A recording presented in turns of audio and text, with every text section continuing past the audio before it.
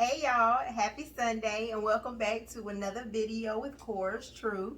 This is a safe place where you can find your truth and to change your future. I don't know why it's a hard time for me to get my own motto, but I'm gonna get it because that's my motto. That's You made it. I made it. I don't know why I mess it up every week. But anyway, first I wanted to say I looked at my subscriber and I have 34 subscribers. To some that may be nothing, but to me that's big. So I just wanted to thank you all that have subscribed to my channel. I really do appreciate that. So I decided that I would do a giveaway once I hit 50. So I said I'll probably do a giveaway every mark. So the first mark will be 50. So once I hit 50, I'll do a giveaway. And it'll be a giveaway for if someone's single get it, it'll be a self-care. If somebody married gets it, it'll be something that you and your spouse could have an evening of self-care together. Right. So I'm very excited about that. Can't wait till I hit 50. Like I said, I greatly appreciate those that have subscribed, that are listening, that haven't even subscribed. So if you would, at this point, go ahead and like and subscribe and share to your friends, to those that you think should listen into the channel. I'll greatly appreciate it. Okay. Yep. So we're going to get started. Today we're going to talk about gender roles. Gender roles is something that we look at as traditions that have been placed on us, or society has placed different things on us as to how we're supposed to be as female or male in society, in work, wherever the case may be, also in a marriage. When we got married, we both had our own thoughts, and even right now we have our own thoughts about how one is supposed to be over the other. You know, my thoughts was the man was supposed to take the trash out. The man is supposed to be the provider. Therefore, he's the one that pays all the bills. He's the one that handles everything. The woman is the caretaker, so she's taking care of the kids. She's taking care of the home. And as we were, going through our marriage, we found out what we learned, what we were taught, what we were seeing in TV, what we were seeing in the world wasn't what we should be doing in our marriage. So that taught us that every marriage is different, and you have to do what works for your marriage. And what may be something another marriage does, a man in another marriage does, may not be what happens over here in the Johnson household. Right. So we had to open our minds bigger than what we were taught, what we seen, and what we believe, to building our current foundation. So that's what we're talking about today: gender roles. Mm-hmm. Yeah, I can go off that. A lot of times, I know for me, I look at my background, how I was brought up, a single parent home, just a mother. So it was kind of hard trying to get both of an ideal standpoint of a man's role and a woman's role. And I see my mom doing a majority of everything with her. I ain't gonna say she didn't have too much help, but not too much of a father figure being in the home. So, you know what I'm saying, I had to take what I was seeing from others, my own counter judgment, and put those things in the aspect to be the man who I am today. And being married, it really changes a lot, because it's like, wow, you would, if you're not careful, you kind of expect that, a lot of things are a burden, or a lot of things are overwhelming. It's because you're not used to it, and it's not because it's because you haven't been down that road. And that's been a kind of a challenge for myself, because I see some things, and I see my wife, and she had a mother and a father in the home. So, you know what I'm saying, she's seen that father figure doing certain things that she thought that a man should do. You know what I'm saying? So with me, I think if we're in a family, or we're having a family and we're married, that certain things are just biased. You know what I'm saying? Certain things come to being working together. You know what I'm saying? When you work out together, it's just not one person's point to take out the trash. You know what I'm saying? Because everyone accumulates to that trash. So if we get together, or we cook, or we clean, we do it in a together standpoint. It's just not you do it because you do it. No, because if you look at it like that, then you're looking at it like, for one, you're lazy. Two, you know what I'm saying, what kind of person just sits around and doesn't want to help and clean up and stuff, or take out trash, when it's everybody's part to do it. And it's not just trash, it's with bills, it's with a whole lot of other things. But if you look at it in that standpoint, you know, the more you work together, as you come under unity as one, a lot of things don't become yours or that's mine. It becomes ours. And yeah, so I could see, you know, with the background that I have, you know, I think we were perfectly matched. I thank God every day for that, because I see she has one background, I have another background, and they say like opposites attract, and I think we attract so much that sometimes we counter conflict with each other, but it's seldom. But we try to maintain our stability and our mental focus on what the aim is, and it's not to upset, put too much on one person than they can bear, and just really is just giving that comfort level, as just that comfortability of saying, hey, I'm here with you. I want you to know that you're not alone in this. And you know what I'm saying, a lot of times if you hear that and you feel that and you see that, you know, I mean, if you could see that a man's check is going to the household, and he at the end of the week he like, babe, I ain't got this. Don't go badgering that man like, what is this money going to? Where is this money going to?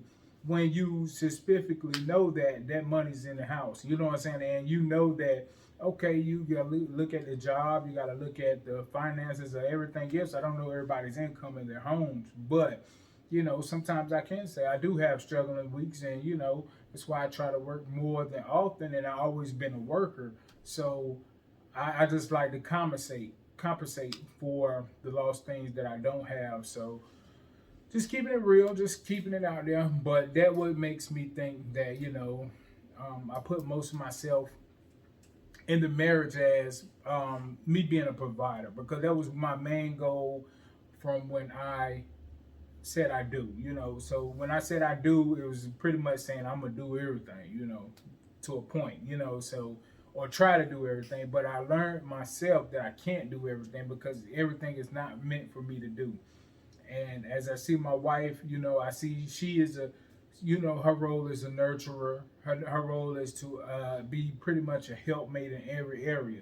And with being that, you know, that really helps out a lot, because in areas that I'm weak, she's probably stronger. In areas that I'm stronger, she's probably a little bit weaker. So it balances out a lot of times. Sometimes we may not see it in the back, but in the long run, you know, if everything is taken care of the way it is supposed to, we pretty much accomplishing the goal that we set out to do when we said I do.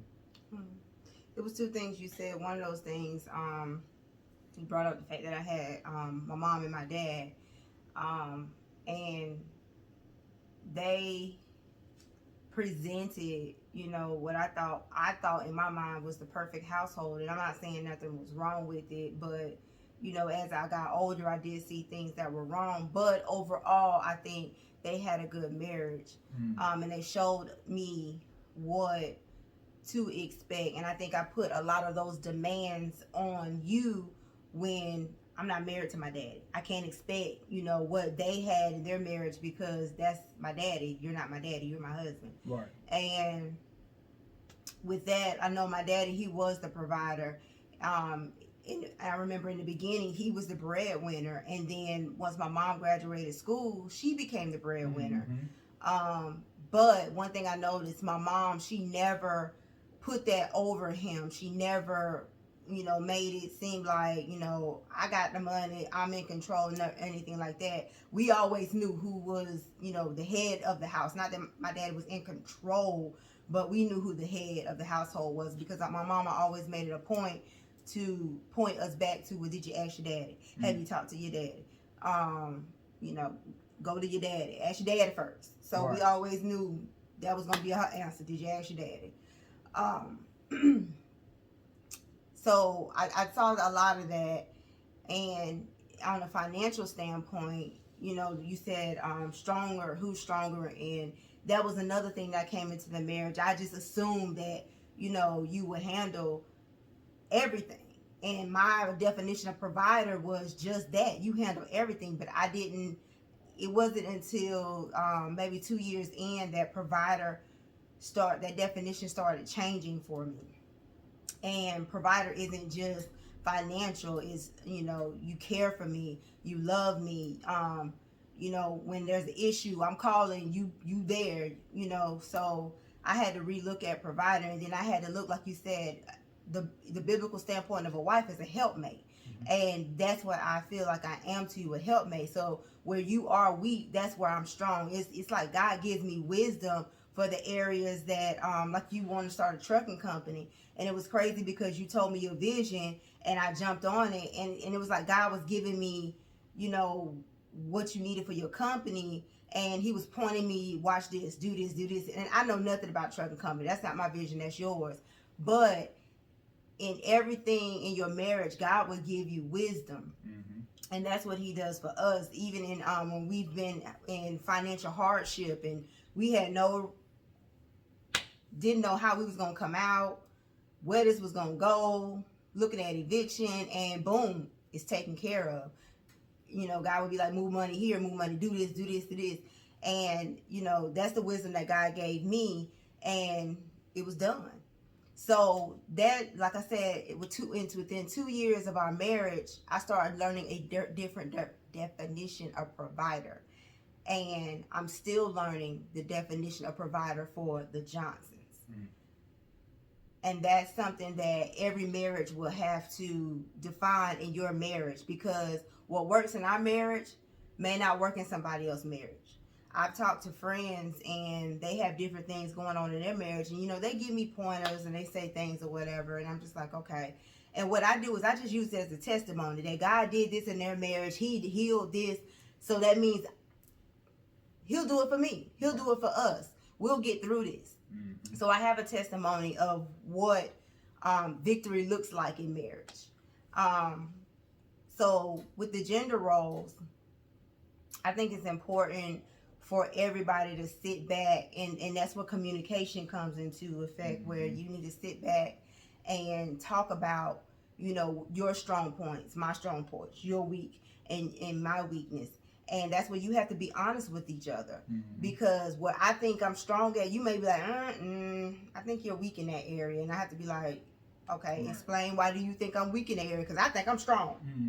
But don't neglect the fact of that. You know what I'm saying? It's a take-in point. When somebody tells you something, a lot of times they're looking for a reaction and a counter reaction. So when you say something, sometimes some people just sit and absorb stuff to see how the outcome is going to be, and see how much are you going to be there to help them, or see what you're going to do to help them. That's just like when you're on a job and a person tell you every day, you know what I'm saying, you get the shovel ready, you get your pick together, and you make sure you have on your PPE.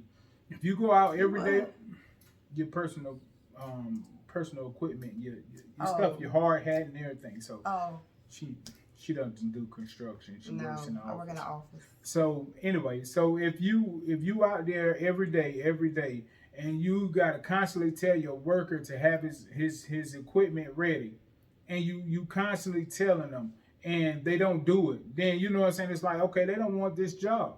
They don't want to work. They're lazy. They're incompetent to what you're saying, incompetent to taking on a task that is something that's needed daily. So it's like you're being neglected of the fact that something that you need, especially with men. I know with myself, I give soft cries. You know what I'm saying? I'm not the type of person, sooner or later I get upset and I just be like, man, forget this, forget that. You know what I'm saying? I don't care about nothing. So, you know what I'm saying? That's because I'm already at my peak point, because it's like, dang, we've been together this long. You don't understand I'm saying this, or you can't. And I'm not saying being a mind reader, but to a certain extent, you got to learn your actions. And it's certain things, like with my wife, I know she like her feet rubbed. So, you know what I'm saying? If I come in and I see the lotion on the table, I know that means she want a feet rub right then. You gotta read the signs. I haven't seen the lotion lately, but you know what I'm saying? But I know she like a feet rub. So, you know what I'm saying? So it's just certain things, and even in that factor, you know what I'm saying? A lot of times help them out because, you know, a man or a woman, they got a lot of things going on in a daily routine. So everything is not meant to be set out, planned, and given to you at every moment. You know what I'm saying? A lot of times, if you throw it out there, sometimes they'll catch it. If you don't throw it out there a little harder, if they still don't catch it, you know, slap them in the back of the head, I guess. But you know what I'm saying? Just let them know. You know what I'm saying? That's when it comes to part where you be like, okay, I need this from you, or I need this, or I can name times when my wife come to me and be like, hey, I need your attention right now. And you know what I'm saying? I understand, or I'm getting to the grasp of that she needs attention. She wants to be alone. She needs a date night. She wants to be felt like she's special, which she already is. But she needs that extra attention. It's just listening to the signs, realizing, understanding the person that you're with a lot of times. And see, a lot of men go by the signs. Me, I'm just like, just say it. You know, I read a lot of body language. But the body language I read is like something's wrong, something's off. What's going on? What's the problem? So I'm reading it in I don't like to say reading because that sounds so demonic. But I'm looking at it and I'm taking it in and I'm waiting for you to tell me. And most of you know how I'll be like, "What's wrong, babe?" And you be like, "Nothing." Okay, nothing. But your body language isn't telling me that. Yeah, because that's if you come home after working, you don't smell nothing cooking in them pots. So you're like, what's wrong? Nothing. I don't smell nothing in the pots. You know, that's what's wrong, you know, but you got to understand, you know what I'm saying? But I got to understand, too. Sometimes she be tired, but sometimes I be hungry when I get out work. You know, even if it's a box of chicken. He gets off work before I do. Even if it, and I work an hour away. So that means when you get off, that be you can handle that. So when I get home, I should smell something in the box. I've been working in the heat all day. But you still got off before me. That don't mean nothing. After I'm dog tired, I got to crawl to the car and crawl and open up the door and stuff to get in the car. And when I get off, I still got a whole another hour just to drive. To relax, to get here. By that time, you done unwind. I know how you do. I know her routine. She get in the car when she get out work. She run to the car when she get out work. If she had push and start, I'm pretty sure it would already start. But she'll have her car together. She'll have a mount up, got a thing listening to whoever on YouTube or whatever, her music or her gospel or something, going down the road. 2 calls gonna come in, either her mama or her daddy, or either her best friends. And that's it. You know, I don't call her during them times because my ride is only 15 minutes up the street, so I don't get that time to unwind. By the time I turn the corner, I'm at the house like, dang, I forgot to go to the store to get the dishwasher or something like that. So with her, she got enough time to sit there and get home, think about, you know, Sunday dinner and all that. You know what I'm saying? So I got to jump right back into my routine of being a father or a daddy at home because, you know, I got the kids at home. I got the trash to take out. I got a lot of stuff to do, so. And you should have them dishes. See, look. Popping when I get to the house. Sound good. I should jump in the shower. But that comes to the gender roles. You know, that's something that we have to take turns. And most of the time we ordering food. We're trying to get back into the habit of cooking, every other day or cooking something to last, at least another day. So they give somebody a break or whatever. But we don't take that on as, that's your job. Mm-hmm. That's your job. It's just whoever get in there and do it. That's what they do. Right. Most of the time I'll be like, y'all want this. Want that, and they know, okay, mama gonna cook, bae gonna cook, okay. He'll just go to the stove and buy something and come home and cook it. And I'll be like, oh, okay, he gonna cook. But most of the time, if I haven't said, do y'all want this or whatever, and I send him and my oldest daughter a text, then he know I ain't cooking.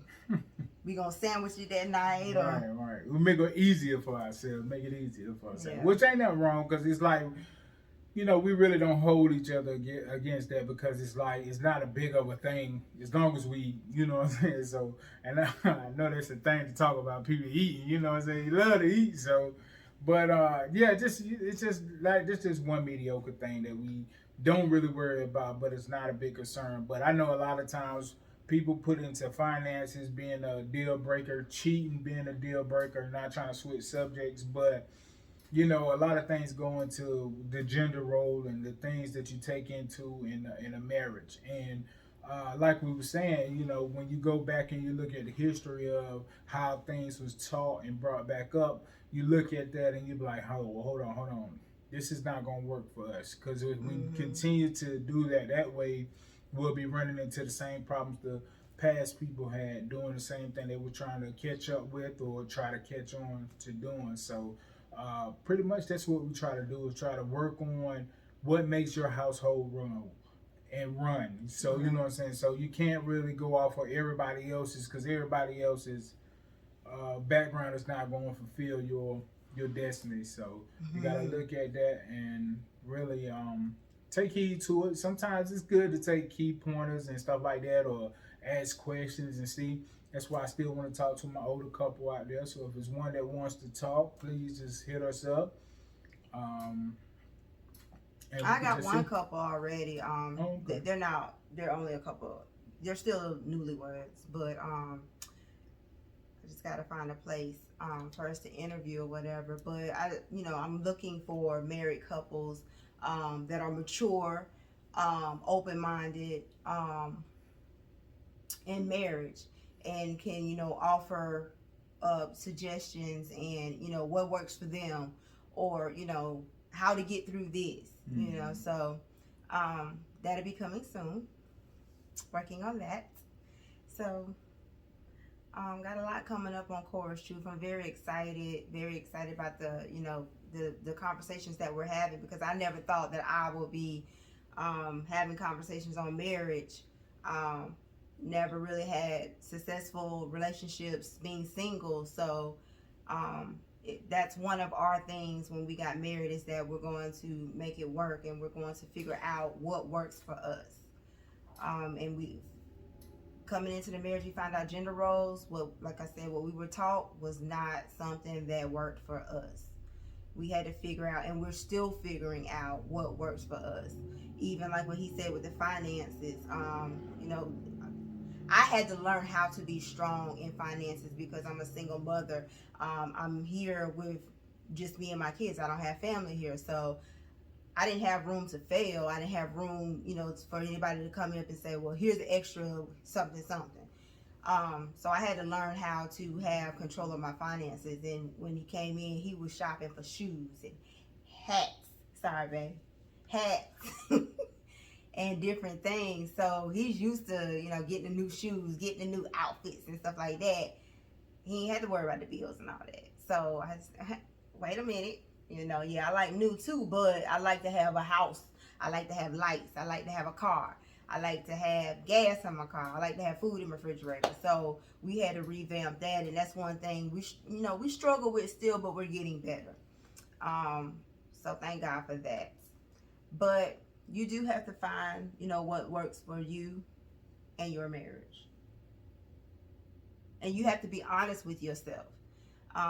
That's something that I struggle with sometimes, when he tells me something that, you got an issue with this, my attitude. That's not a gender role, but just, giving you an example of something that he tells me that, I struggle with, and it's like, I don't have an attitude. That's attitude right there. So I have to, self-reflect and look at the situation. What happened? What did I do? What was his response? And be like, okay, stop looking at him and look at me and fix me. So that's something that I had to, I'm learning. I think we're both learning, how to self-reflect and get it right. Right. Yep, and that makes a key point. Just really, just like I say a lot of times, self-evaluation, looking at who you are as a person, to try to really, make what you want to work the most with your marriage and stuff like that. Or being single, a lot of times, you'll better yourself somewhat when you see yourself at a single standpoint than you can sometimes. Because I know when I was single, I was always reevaluating myself, because it seemed like I was always in the worst relationships. It was just like, oh man, what am I doing? I'm trying to play daddy, and I ain't even in the right situation to play daddy, or I'm trying to play husband, and I ain't husband material. So you know what I'm saying. And I had to look at, you know, I got to be better for myself, so I can be better for my family. So I always self evaluate, sit back and look at how I could do this better, how I can make myself seem as if I don't need to really be a burden or something like that, or don't feel like a burden a lot of times, because it's more important as being having that communication level with your wife and just talking and just understanding. Because the more you talk things out, the more you can see each other as being a power couple, just sitting back, just understanding each other, and just gaining a better relationship what you already had. And that's what I'm working on, because I didn't have that father figure, so I couldn't play the gender role of, you know, sitting up there seeing what my dad would say to my wife, or to his wife, or to my mom I should say, and just, you know, give her that comfort level, let her know everything's going to be all right, because I didn't know if everything was going to be all right, because I didn't have that person in my ear, or that reflection of seeing, hey, you know, this is what you tell your wife, or this is what you do, or this is the step that you take. But I can't give my um he's sort of like a father figure, you know, hands off, but he didn't ever date my mom, but he was just always there to be a father figure. And you know, he kind of helped me out, you know, learning how to work and continuing to work and keeping God first. So that was a big help in my life too. So but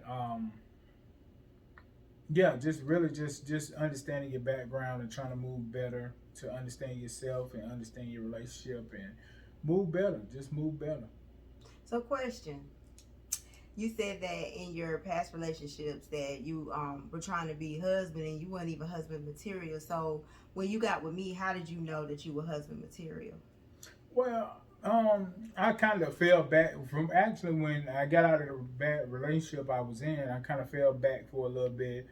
Like I said, I was doing a self evaluation, and I was just like, I was tired of a lot of things. I was tired. I was asking God to send me somebody, and um, I kind of it was kind of like a dream, but it wasn't like a dream. And all I could really see was see you walking down the aisle, and I just took that as a sign from God, because it was just like, okay, the things I was doing, and I seen the way that you, in the beginning, the way you treated me, the way you did certain things. I was like, okay, you showed a caring part of you that I didn't see in other women that I dated. You know what I'm saying? I might have seen it in the beginning. I might have seen it later on down the road, but in the beginning, I seen it straight off the back, and I was like, oh, okay, this is different.